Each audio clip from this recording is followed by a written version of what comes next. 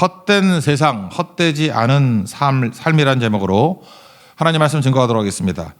이 예레미야 애가는 근본적으로 시입니다. 시는 연과 행으로 이루어져 있고 시를 읽을 때는 뭐 국어 시간에 다 배웠죠. 단어가 중요하고 시인이 누군가 이런 게 중요합니다.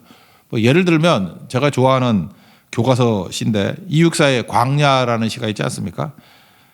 옛날에 시험에도 많이 나왔는데 백마 타고 오는 초인이 있어 광야에서 목 놓아 부르게 하리라. 이 시가 참 좋더라고요. 백마 타고 오는 초인이 누군가 이거 분석해야 되잖아요. 백마 타고 오는 초인이 누구죠? 옛날 기억에 의하면 어떤 문제를 단번에 해결해 주는 초인적인 해결사. 여기서 해결사란 말을 내가 처음 들었어요. 해결사. 누가 쓴 거죠? 이육사가 썼잖아요. 일제시대 아닙니까? 근데 그런 이 절망 가운데 있을 때잖아요. 이런 사람이 있나요? 없지요. 그래서 두 가지로 해석을 하죠. 희망을 말하는 거다라고 하는 해석이 있고 또 하나는 아니다. 현실을 도외시한 맹신이다. 절망을 말하는 거다. 그러니까 백마 타고 오는 초인이 있을 리가 없다. 그래서 이게 절망을 표현하는 거다. 아니다. 희망이다. 이러고 막 싸웠어요. 뭐가 만든지 모르지만 희망이겠죠. 어쨌든 간에 시를 해석할 땐 그런 것들이 꼭 필요하다라는 것입니다.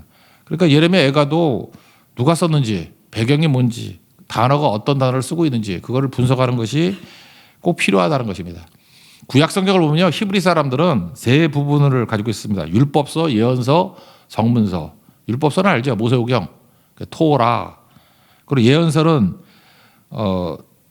뭐 선지서하고 똑같은 거겠죠. 그다음에 케투빔 그래서 성문서라는 게 있었다고요. 성문서는 뭐가 있냐면 성문서의 시작이 시편이에요. 시편, 욥기, 잠언, 룻기, 아가서, 전도서, 예레미야 애가, 그다음에 에스더. 그리고 히브리 사람들은 다니엘서도 성문서로 써요. 예언서를 안 하고. 그렇게 순서로 합니다. 그래서 이걸 성문서를 해석하게 될 때 해석법이 뭐냐면 여자로 의인화해서 해석해야 된다라고 하는 게 중요한 내용입니다. 그러니까 뭐 예를 들어 잠언부터 친다 그러면 잠언 마지막이 31장이 현숙한 여인에 관한 얘기 아닙니까? 현숙한 여인. 아가서에서는 뭐죠? 현숙한 여인의 모습이 신랑을 기다리는 여자의 모습이다. 그 다음에 전도서잖아요. 전도서는 뭐죠? 미숙한 여인의 모습. 막 헤매는 여자의 모습. 그 다음에 예레미야 애가가 그 다음 나오는데 뭐죠? 신랑 없는 신부의 비참함.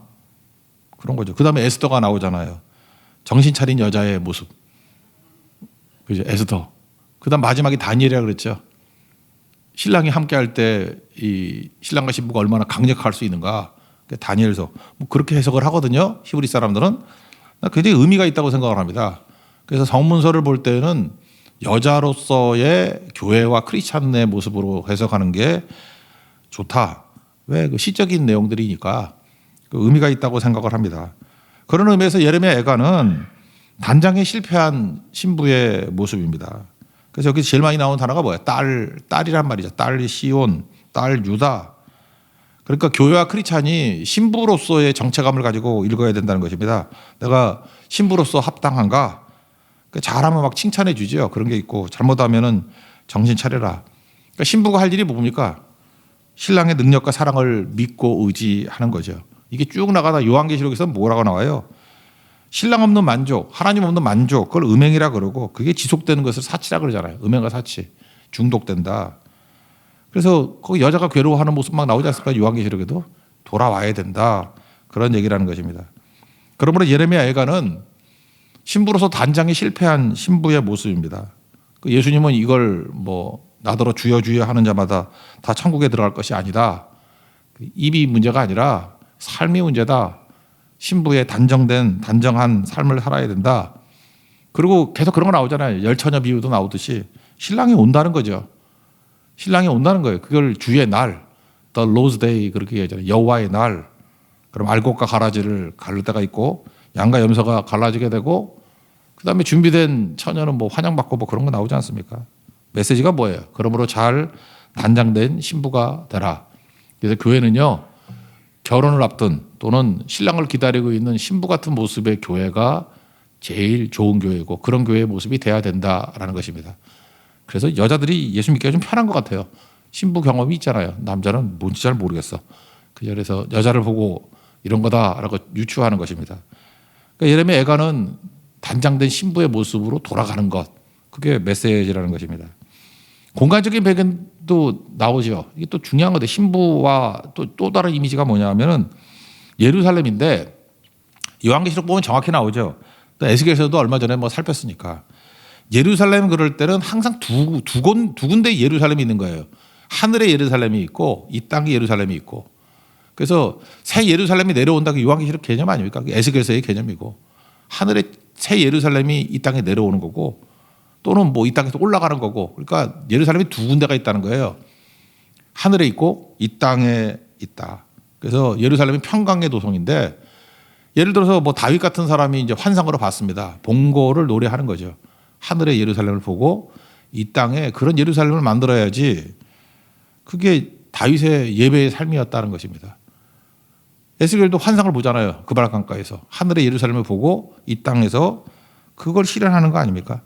그러니까 예수님도 주기도문에서 뜻이 하늘에서 이루어진 것 같이 땅에서도 이루어지이다. 그렇게 기도하죠. 그게 그 얘기 아니에요? 마태복음 18장에도 나오죠. 너희가 땅에서 매면 하늘에서도 매일 것이요. 뭐 땅에서 풀면 하늘에서도 풀리리라. 그러니까 하늘과 땅의 연결점 이런 걸 얘기를 합니다. 두세 사람이 내 이름으로 모인 곳에 나도 그들 중에 있느니라. 그러니까 하늘의 것을 보고 이 땅에 심는 겁니다. 그래서 하늘의 것을 구하는 자가 되게 하소서. 이걸 요한계시록에서는 이걸 비유로 든 거예요. 예루살렘과 바벨론이라고. 그러니까 우리는 모델이 중요한 건데 하늘의 예루살렘을 보고 이 땅에 예루살렘을 심는 거. 그게 크리스찬이라는 거예요. 그게 신부의 삶이라는 거예요. 그런데 멍청한 신부는 이 땅에 있는 바벨론을 쳐다보고 이 땅을 바벨론 같이 만들려고 그런다는 거예요. 그러니까 우리가 뭘 쳐다보느냐가 중요한 거죠. 그래서 요한계시록에는 두 가지예요. 예루살렘을 쳐다보느냐 바벨론을 쳐다보느냐. 그러니까 우리의 지정의가 있지 않습니까? 지정의가 하늘의 모델을 따르고 있느냐 땅의 모델을 따르고 있느냐. 땅의 모델을 따르는 자들은 다 망한다. 요한계시록 14장 같은 데 보면 무너졌도다 큰 성 바벨론이요. 그러니까 바벨론 따라가 봐야 잘 되는 것 같이 보이지만 다 무너진다는 거예요. 우리 한번 보십시오. 역사를 보면은 로마나 뭐 이런 데 보세요. 뭐 페르시아나 뭐 엄청난 토목 공사하고 뭐 어마어마한 거 지었죠. 다 무너졌죠. 그거 따르던 사람 남은 게 뭐가 있어? 그냥 제국이었다 그 정도였죠. 근데 지방에 처박혀 있다 할지라도 하늘의 가치를 붙들고 살았던 사람들은 지금 영원히 남잖아요. 영생으로 남잖아요. 그러니까 우리 크리스찬들이 이 물질적인 걸 따르는 게 아니라 어떤 모델을 따르느냐가 중요하다는 것입니다. 예를 들어서 우리 크리스찬이라 그러면 결혼을 하죠. 요즘에 돈 없어서 결혼 못 한다 그러잖아요. 뭐 서울 집값 오르고 뭐 어쩌고 저쩌고 해서.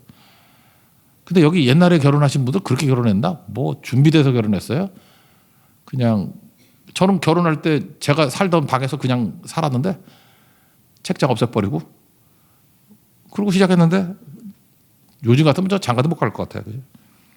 집이 있나 차가 있나 뭐가 있나 아무것도 없었어요. 아무것도.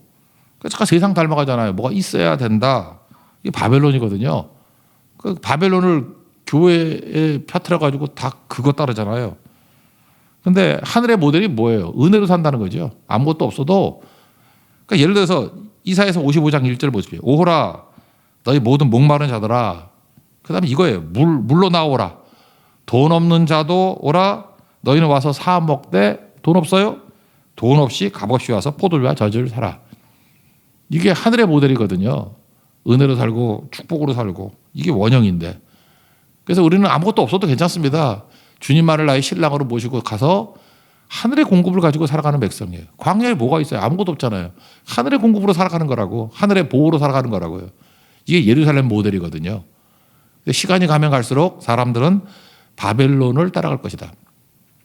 그래서 교회 안에서도 여자들이 뭐 신부로 보는 거니까 여자들이 추구하는 게 예루살렘이냐 그런 거 부흥기고 여자들이 추구하는 게 바벨론이냐 맨날 집 있어 돈 있어 뭐 어느 대학 나왔어 뭐 이런 것만 자꾸만 잔뜩 따지고 주렁주렁 뭐 찬양할 때 손을 들어 손을 못 들어 하도 보석이 많이 달더라 무거워가지고 그런 게 바벨론이죠. 그거는 무너졌다 그건 다 망할 거예요. 그거는 그 얘기라고요. 그 얘기 두 도시 이야기입니다. 예루살렘을 따를 것인가 바벨론을 따를 것인가.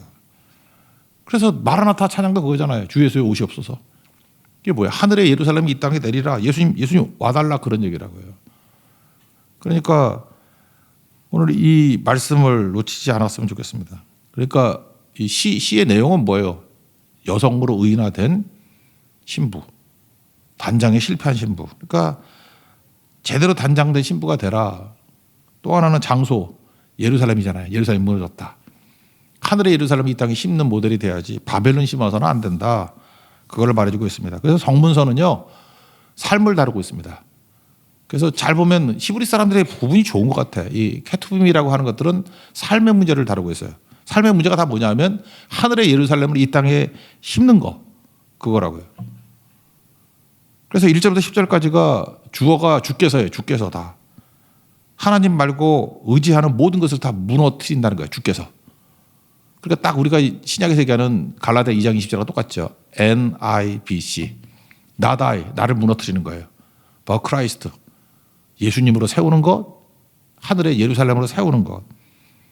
그래서 그거 하기 위해서 이전에 해야 될 일이 뭐냐면 무너뜨리는 거예요. 의지하는 거 다 무너뜨리는 거. 오늘 살필 내용입니다. 1절부터 10절.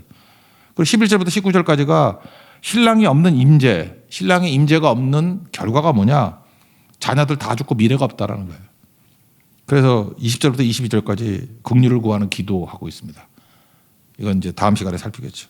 오늘 1절부터 10절까지 내용이 신랑 말고 의지하는 모든 것을 파괴하시는 분. 이게 신학적인 예수님의 표현에 의하면 자기 부인, 자기 십자가예요. 자기 부인이 있어야 그때 진짜로 채워지게 된다는 것입니다. 가짜 의지하는 것을 버려라. 그리고 신랑 대신 예수님만 붙들어야 된다. 내가 뭘 의지하는지 의지하지 않는지는 뭘로 알고 있죠? 그게 없어지면 무너질 때 그거 의지하는 거예요. 그리고 예를 들어서 이렇게 베니아판 같은 게 있습니다. 거기서 내가 의지하고 있어요. 근데 베니아판을 싹 뺐어. 그래도 내가 중심을 안 잃어. 그럼 의지한 게 아니죠. 살짝 몸만 대고 있는 거야. 근데 가끔 그런 거 있잖아요. 이렇게 의지하고 있을 때 뭘 팍 빼면 확 넘어져 버리는 사람 있죠. 그게 의지한 거예요. 그러니까 헛된 거 의지하면 안 되는 거죠. 그래서 하나님께서 세상 의지하지 말라고 가끔 뺀다니까요. 이것저것 뺀다고요. 뭐 군사를 의지한다면 군사를 빼면 확 무너져 버려. 군사를 의지한 거예요. 건물을 없애버리면 무너져 버려요. 그 건물을 의지한 거라고. 교회가 그럴 수 있죠. 교회가 초대교회가 먼저 건물이었나? 우리 같이 건물 없는 교회는 문제가 없지만 건물이 없어지면 교회는 다 흩어져 버리고 그럼 그거 건물을 의지한 거지. 그렇지 않아요? 성가대 없으면 뭐 그런 교회는 없겠지만 뭐 성가대 없어지면 막 무너지는 교회. 성가대 의지한 거지. 돈 없으면 아무것도 안 되는 교회. 그러면 돈 의지한 거죠. 그래서 하나님께서 우리에게 넣다 뺐다 한다니까요. 없어도 안 무너진다? 그럼 의지하는 거 아니에요. 그래서 여러분들이 인생을 살면서 이 케투빔이 뭘 얘기를 하느냐? 나는 하나님만 의지해요. 그럼 우리 인생 가운데 항상 있는 게 아니거든요. 주께서 한 가지씩 뭐 몽창 뺄 때도 있지만 욕과 같이 욕은 다 뺐잖아요. 자녀들 빼버리고 돈도 빼버리고 아내까지 하나님 욕하고 죽어라 다 뺐는데도 불구하고 하나도 의지한 게 아니잖아요. 하나님 의지했다 그 얘기 아니에요? 없어져도 안 흔들려. 우리 인생도 그렇다고요. 뭐 한두 개씩 뺀다고 주님이. 그래서 안 흔들리면은 그거 의지한 게 아니다. 그게 케투빔이에요. 그게 성문서라고 하나님만 의지하는 것을 보여주는 인생이 된다. 그래서 1절부터 10절까지는 의지하고 있는 것들을 다 무너뜨리는 겁니다. 그랬더니 휘청휘청해요. 그러니까 그런 거 의지하면 안 된다. 그런 거죠. 먼저 1절을 보니까 이스라엘의 아름다움을 땅에 던졌다. 이게 의지하는 것들이거든요. 그 뉴스에 보니까 2016년 8년 전인데 독일에도 미군이 주둔하는 거 알죠? 주둔하는데 무슨 이런 훈련을 하더라고. 수송기에서 차 있죠, 차. 이렇게 지프들. 군용차를 낙하산에 달아가지고 이렇게 떨어뜨리는 훈련을 하는 장면이 있어요. 한번 유튜브 보세요. 근데 잘 낙하산으로 이렇게 차가 떨어지더라고. 근데 몇 대가 낙하산이 작동을 안 해. 그랬더니 거대한 돌덩어리가 떨어지는 것 같은 거죠. 자동차가 하늘에서 막 떨어져. 그래서 최신의 군용차가 고물이 되는 게 있어요. 유튜브 찾아보라고. 난 그게 너무 재밌더라고. 일절하고 이게 연관이 되어 있다고 생각해요. 우리가 자랑하는 거예요. 이거 최신형이야. 이거 최고로 좋은 거야. 근데 하늘에서 떨어졌어요. 하루아침에 다 박살이 나버리죠. 우리 인생이 그렇다는 거예요. 그런 거 의지하는 거 하나님께서 다 하늘에서 던져서 박살내버린다. 그래서 슬프다 뭐 이렇게 나오잖아요. 애가가 나오고. 주께서 그렇게 하신다는 거예요. 왜? 주님만 바라보라고. 그게 1절입니다. 1절 읽겠습니다. 시작. 슬프다. 주께서 어찌 그리 진노하사 딸 시온을 구름으로 덮으셨는가. 이스라엘의 아름다움을 하늘에서 땅에 던지셨으며 그의 진노의 날에 그의 발판을 기억하지 아니하셨도다. 이건 설명이 필요하네. 그의 발판. 이 발판이라고 나올 때는 발등상이라고 나오기도 하죠. 신약에서 발등상, 발판. 이건 하나님의 언약궤를 말합니다. 역대상 28장 2절에 보니까 나는 여호와의 언약궤 곧 우리 하나님의 발판을 봉안할 성전을 건축할 마음이 있었다. 이렇게 표현이 나와요. 그러니까 발판이 뭐냐 하면은 언약궤 뚜껑이 있을 때 뚜껑에 그 공간을 속죄소라 그랬다 그러죠. 하나님을 의인화시켜 가지고 하나님이 거기 임재하신다 그러잖아요. 하나님이 거기 임재하면 하나님 발이 어디가 있겠어? 속죄소에 가 있겠죠. 그래서 그걸 발판이라 그런다고. 발판. 역대상 28장 2절에 여호와의 언약궤 중에서 곧 우리 하나님의 발판. 그게 하나님 임재의 장소거든. 봉헌할 성전을 건축할 마음이 있어서 내가 준비했다. 다윗이 이렇게 고백하는 얘기가 나와요. 그래서 발판이라 그러면 하나님의 임재, 은혜. 하나님 이걸 기억하지 않는다. 그러니까 이게 뭐 되게 무서운 얘기죠. 의지할 만한 모든 것을 다 파괴하는 쪽으로 가겠다. 그래서 2절부터 5절까지는 국가적인 파괴예요. 내가 국가를 의지하는 거 다 무너뜨려 버리겠다. 여기서 국가를 의인화시켰네요. 그러니까 우리가 살고 있는 국가도요. 하나님께서 사랑같이 여긴다고. 잘 갖고 와야 됩니다. 그래서 이 나라의 문화를 말씀의 문화로 바꾸는 게 전도고 저 나라의 문화를 말씀으로 바꾸는 것을 성도라 그래요. 그러니까 하나님께서 우리에게 묻는다는 것입니다. 어떻게 변화가 되죠? 말씀과 기도로 거룩하여진다. 말씀과 기도를 심는 것들 꼭 필요하다는 것입니다. 그거 안 하니까 나라와 지도자들 다 욕되게 만들고 다 무너뜨려 버린다는 거예요. 그래서 백지부터 시작해서 하나님 의지하는 문화를 만들겠다. 그래서 너희들이 뿔은 권세잖아요. 능력고 꺾고 내 오른손으로 너희를 쳐서 도와주는 손이 대적이 되게 하겠다. 2절부터 5절까지인데 두 절만 읽어봅시다. 2, 3절 읽겠습니다. 시작. 주께서 야곱의 모든 거처들을 삼키시고 국리를 여기지 아니하셨으며 노아사 딸 유다의 견고한 성체들을 허물어 땅에 엎으시고 나라와 그 지도자들을 욕되게 하셨도다. 맹렬한 진노로 이스라엘의 모든 뿔을 자르셨으며 원수 앞에서 그의 오른손을 뒤로 거두어 들이시고 맹렬한 불이 사방으로 불사람같이 야곱을 불사르셨도다. 두 번째는 종교 제도를 파괴한다는 거예요. 다 무너뜨려 버린다는 거예요. 그러니까 종교 지도자들 뭐 선지자 제사장들 다 박살내 버리겠다. 그래서 여기 6절부터 쭉 나오는데 6절 7절인데 그 절기 안식일 살폈죠. 지난 주일에. 절기와 안식일의 특징이 무엇입니까? 하나님께서 반복적으로 예배드리라고 만든 제도 아니에요. 그러면 그 예배를 드리면 신부로서의 단장이 된다는 거예요. 공급도 받고. 근데 너희들이 절기를 폐하고 뭐 예배 안 드리고 그러면 너도 버림받아 그런 얘기예요. 그래서 유대인의 속담 얘기를 했잖아요. 유대인이 안식일을 지킨 게 아니라 안식일이 유대인을 지켰다고. 거의 뭐 1900년 가까이 무너지지 않고 세워졌던 이유가 뭐예요? 그러니까 예배가 우리를 지키는 거예요. 여러분 예배를 드리죠? 그럼 예배가 여러분을 지키는 거야. 내가 예배를 드리는 게 아니고. 지금도 보세요. 뭐 이렇게 전염병 돌고 난 다음에 이거 너무 많은 예가 있어. 예배 떠난 사람들 다 망했어. 근데 진짜 확실하게 얘기해요. 다 망했어 지금. 지금 여러 망한 소식들이 들려와. 병들어 한 놈은 죽게 됐고 한 놈은 거지 됐고 다 우리 교회 출신들이에요. 다 망해서 다 예배 떠나가지고 거지 돼버리고. 그런 예를 우리 주변에서 들어야 된다는 게 참 그렇지 않아요? 근데 그 어려운 상황 속에서도 예배 붙들고 이 절기 붙들고 주님 말씀 붙들고 살아남았잖아요. 살아남고 그다음 다시 일어나고 뭐가 보여요. 지금 어려움 당하시는 분들 잊지 말라고요. 내가 하나님 말고 의지했던 거, 신랑 말고 의지했던 것들 무너뜨리는 시간이라니까요. 다 무너져야 된다고. 주만 붙들고 나가는 거. 사무엘상 2장 30절. 나를 존중히 여기는 자를 내가 존중히 여기고 나를 가볍게 여기는 거, 멸시하는 자를 내가 경멸하리라. 그러니까 하나님을 무겁게 여기십시오. 예배를 무겁게 여기면 산다는 것입니다. 6절 7절 읽겠습니다. 시작. 주께서 그의 초막을 동산처럼 헐어버리시고 그의 절기를 폐하셨다. 여호와께서 시온에서 절기와 안식일을 잊어버리게 하시며 그의 진노하사 왕과 제사장을 멸시하셔도다. 여호와께서 또 자기 제단을 버리시며 자기 성소를 미워하시며 궁전의 성벽들을 원수의 손에 넘기셨음에 그들이 여호와의 전에서 떠들기를 절기의 날과 같이 하였도다. 그다음 세 번째 무너뜨린 게 뭐냐면 영적 메마름이 왔다는 것입니다. 묵시도 없고 아무것도 없다는 거예요. 그래서 결국은 율법 없는 이방인 사이에 있다. 그게 뭐예요? 끌려갔다 그런 얘기죠. 망했다. 그다음 묵시도 없다.